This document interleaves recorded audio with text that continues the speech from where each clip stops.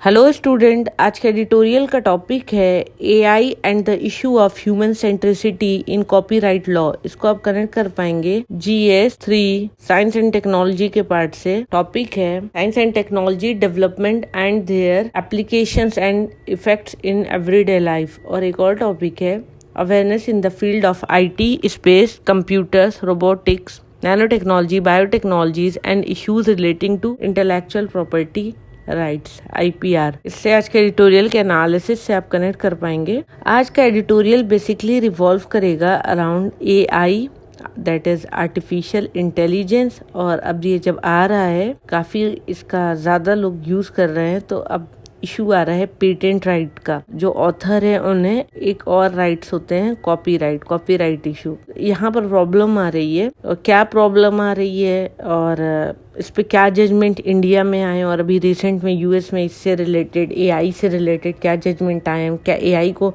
Copyright मिलना चाहिए या नहीं मिलना चाहिए, इसके ही अराउंड आज का एडिटोरियल रिवॉल्व करेगा। एग्जीक्यूटिव ऑर्डर यूनाइटेड स्टेट का इशू किया बाइडेन एडमिनिस्ट्रेशन ने 30 अक्टूबर को on safe, secure, trustworthy artificial intelligence that is AI, और वो इलस्ट्रेट करता है एक चेंजिंग एटीट्यूड ग्लोबल लीडर्स का टुवर्ड AI और उसके रेगुलेशन को लेकर। इम्प्लीमेंटेशन और AI का जो यूज है, अभी तक उसको कोई नेसेसरी सेफगार्ड नहीं दिया गया है, लेकिन इस रेगुलेशन का इम्प्लीकेशन फ्यूचर ह्यूमैनिटी पर होगा, और क्या चेंजेस चाहिए रेगुलेटरी अप्रोचेस में, वो इम्पोर्टेंट है और एक ये वेलकम डेवलपमेंट है। क्योंकि AI का यूज कम नहीं होगा फ्यूचर में जाकर, और इसका यूज ज्यादा ही होगा, बढ़ेगा ही। ओनरशिप एंड इन्फोर्समेंट, बहुत सारे एरियाज में AI से रिलेटेड टफ क्वेश्चन सामने आए हैं जब बात आती है ओनरशिप या enforcement of intellectual property rights IPR। For example AI tool का यूज करके, जैसे कि ChatGPT, बहुत लोग क्या करते हैं, अपनी थोड़ी बहुत क्रिएटिव स्किल लगाकर प्रोड्यूस करते हैं एक अच्छा आउटपुट, और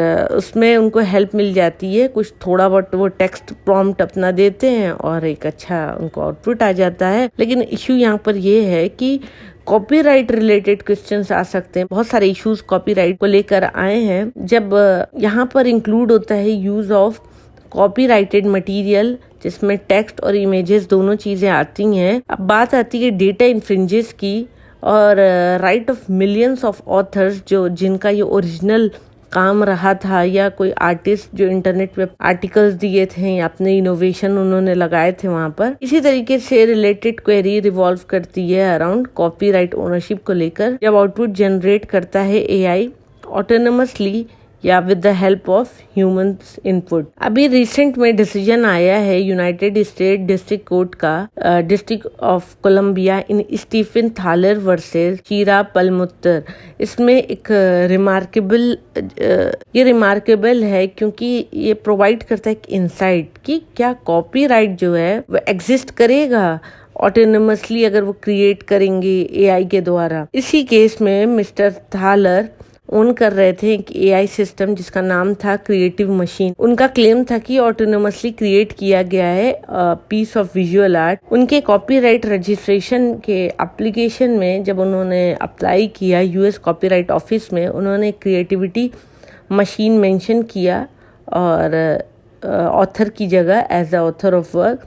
मिस्टर थालर इसके आगे ऐड किए कि कॉपीराइट जो इस काम का है वो ट्रांसफर कर दिया जाए ओनर ऑफ क्रिएटिव मशीन, मतलब कि मिस्टर थालर को। कॉपीराइट ऑफिस जो है उन्होंने रिजेक्ट कर दिया इस एप्लीकेशन का, ग्राउंड दिया कि इसमें लैक्ड ऑफ ह्यूमन ऑथरशिप है, ह्यूमन नहीं है, इस वजह से उन्हें नहीं दे सकते हैं कॉपीराइट। थालर ने ऑफिस में अपने इस डिसीजन के अगेंस्ट बात किया, लेकिन वो रिजेक्ट कर दिया गया, और रैशनल रीजन वही दिया गया, ह्यूमननेस है, इस वजह से इसे कॉपीराइट नहीं मिल सकता। उन्होंने चैलेंज किया इस रिजेक्शन को बिफोर डिस्ट्रिक्ट कोर्ट, और इसके बाद क्या होता है कि प्राइमरी लीगल क्वेश्चन आया कोर्ट के सामने कि क्या कोई वर्क जो ऑटोनोमसली क्रिएट करता है, एक रोबोट या कोई AI आर्टिफिशियल इंटेलिजेंस सिस्टम, तो उसे कॉपीराइट दिया जा सकता है या नहीं। कोर्ट ने क्या किया, रिव्यू किया, रेलिवेंट स्टैट्यूटरी प्रोविजंस देखें, केस लॉज देखें, थियोरेटिकल जस्टिफिकेशंस देखें कॉपीराइट प्रोटेक्शन के लिए। फिर उसके बाद कोर्ट ने कंक्लूड किया कि ह्यूमन क्रिएटिविटी एसेंशियल है कॉपीराइट प्रोटेक्शन के लिए, तो कोर्ट की लाइन जो है वो इन ट्यून है general position of US copyright office के। और जब बात आती है work created autonomously by an AI system, ये जो डॉक्यूमेंट एंटाइटल्ड है copyright registration guidance work containing material generated by artificial intelligence released in March 2023। Copyright office categorically state करते हैं कि कॉपीराइट प्रोटेक्ट कर सकता है सिर्फ वो मटेरियल जो ह्यूमन क्रिएटिविटी प्रोड्यूस करते हैं। फंडामेंटली देखा जाए जो टर्म है, जो टर्म ऑथर यूज किया गया है कॉन्स्टिट्यूशन या कॉपीराइट एक्ट में, वो एक्सक्लूड करता है नॉन ह्यूमन, क्योंकि एआई तो ह्यूमन है नहीं। तो यहीं पर आकर क्वेश्चन अटक रहा था। ऑफिस ने ये भी क्लैरिफाई किया कि कॉपीराइट एप्लीकेंट की ड्यूटी है कि वो डिस्क्लोज करें कि क्या इंक्लूड किया है उन्होंने एआई जनरेटेड कंटेंट अपने एप्लीकेशन में, और इसके बाद एक डिटेल्ड गाइडलाइन फॉलो करें अपने रजिस्ट्रेशन फॉर्म में। रिसेंटली इनिशिएटिव लिया एक पब्लिक कंसल्टेशन ने भी बहुत सारे कॉपीराइट रिलेटेड क्वेश्चन पर जो एआई से रिलेटेड थे। अब इससे रिलेटेड केस इंडिया में भी है। यूएस एपिसोड में जो हुआ, क्या वो प्रिवेलिंग सिचुएशन इंडिया में आई थी? ऐसा हो चुका है इंडिया में, इसका हम कंपैरिजन कर सकते हैं। 2020 में इंडियन कॉपीराइट ऑफिस में रजिस्टर्ड हुआ एक वर्क जिसका नाम था सूर्यास्त, और एआई सिस्टम, और इसके एआई सिस्टम का नाम था Raghav artificial intelligence painting app, और इसे लिस्टेड किया गया को ऑथर की तरह।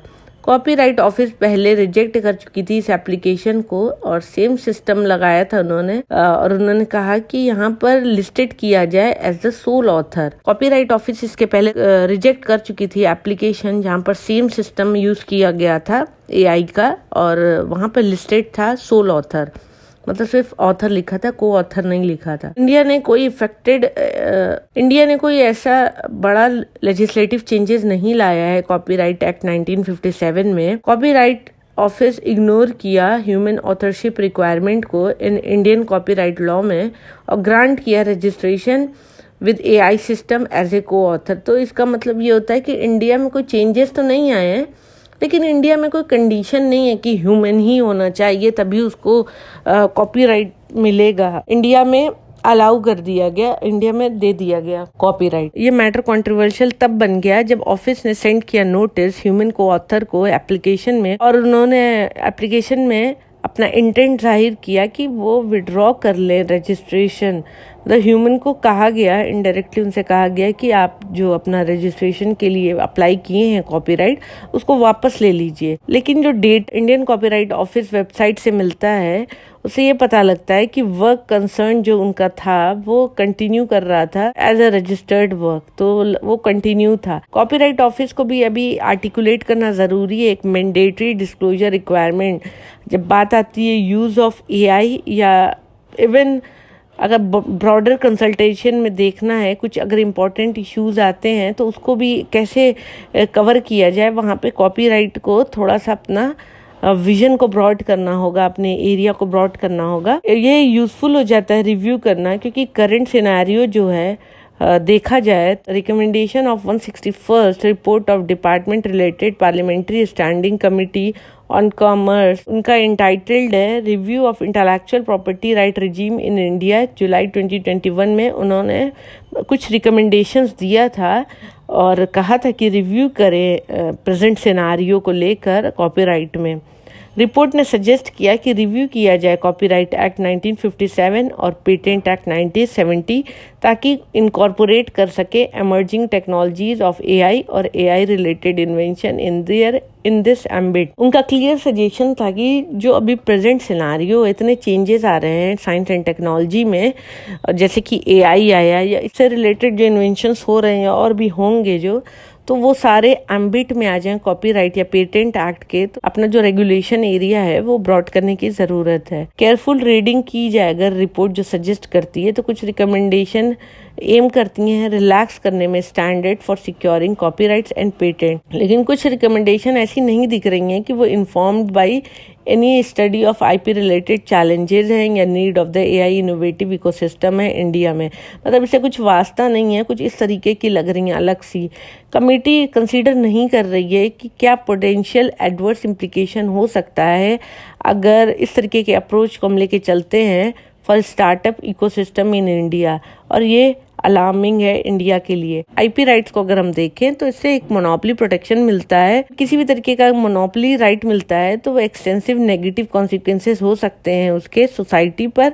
वहाँ पे कॉशियस होने की ज़रूरत है अगर हम इसको एक्सटेंड करने का सोच रहे हैं, या किसी स्ट्रेट फॉरवर्ड वे में अगर हम ले रहे हैं existing IP protection to AI generated work. अगर हम एआई के काम को आईपी प्रोटेक्शन देना चाहते हैं तो यहाँ पे कॉशियस होने की बहुत ज़्यादा ज़रूरत है। बहुत सारे ट्रेडिशनल इकोनॉमिक आर्ग्यूमेंट्स आए हैं जहाँ पर उन्होंने ज़रूरत को जाहिर किया है कि इंसेंटिवाइज करें ऑथर्स और इन्वेंटर्स को थ्रू कॉपीराइट और पेटेंट, और उनके इस काम को होल्ड नहीं किया जाए autonomous creative output of AI system को लेकर, क्योंकि मशीन जो है वो नहीं इन्फ्लुएंस होती हैं इस तरीके के इन्वेंटिव से, ह्यूमंस होते हैं। तो उनका क्लियर दबे अल्फाजों में ये कहना था कि एआई अगर को ऑथर कर रहा है तो उनको भी कॉपीराइट या पेटेंट राइट दे दें। अगर इन टोटल देखें तो पॉलिसी मेकर और कोर्ट्स इन इंडिया जो हैं उन्हें अज्यूम करके चलना है और ऐसा कॉशियस अप्रोच लेना है जो ह्यूमन सेंट्रिसिटी को डाइल्यूट नहीं करे कॉपीराइट लॉ में। कॉपीराइट लॉ ब्रॉड होना चाहिए लेकिन उसमें ह्यूमन सेंट्रिसिटी भी रहे, इसका एक बैलेंस रखना बहुत ज़रूरी है। तो ये था आज का एडिटोरियल का analysis. Thank you for watching my video. Please like, share and subscribe.